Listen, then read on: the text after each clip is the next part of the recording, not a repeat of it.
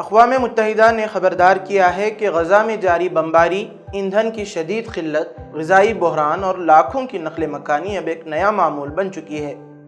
اسپتالوں میں بچوں اور مریضوں کے لیے خوراک و ادویات ناپید ہو چکی ہیں۔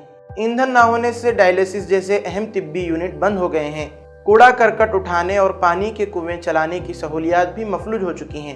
اقوام متحدہ کے ادارے OCHA کے مطابق اسرائیلی حکام سے 13 امدادی رسائی کی درخواستوں میں صرف 7 منظور ہوئیں۔ ایک اعلیٰ عہدیدار نے کہا، یہ ایک انسانی بحران نہیں بلکہ ظلم کو معمول بنانے کی کوشش ہے اور یہ دنیا کے ضمیر کے لیے چیلنج ہے۔ کولمبیا کے دارالحکومت بوگوٹا میں 12 ممالک جن میں انڈونیشیا، جنوبی افریقہ، ترکیہ، برازیل، الجزائر اور دیگر شامل ہیں، انہوں نے اسرائیل کے خلاف ایک تاریخی اعلامیہ پر دستخط کیے ہیں۔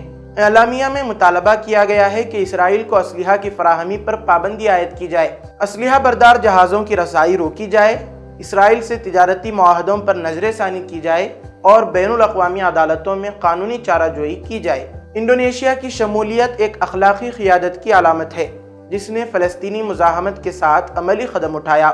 اعلامیہ اس بات پر زور دیتا ہے کہ القدس کو فلسطینی ریاست کا دارالحکومت تسلیم کیا جائے اور اسرائیل کے خلاف صرف مذمت نہیں بلکہ مؤثر قانونی و سیاسی اقدام ہو۔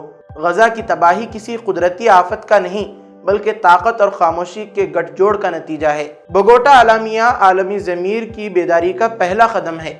اب وقت ہے کہ دنیا ظلم کے خلاف یکجہتی کو صرف نعرہ نہیں عمل بنائے، ورنہ خاموشی خود جرم بن جائے گی۔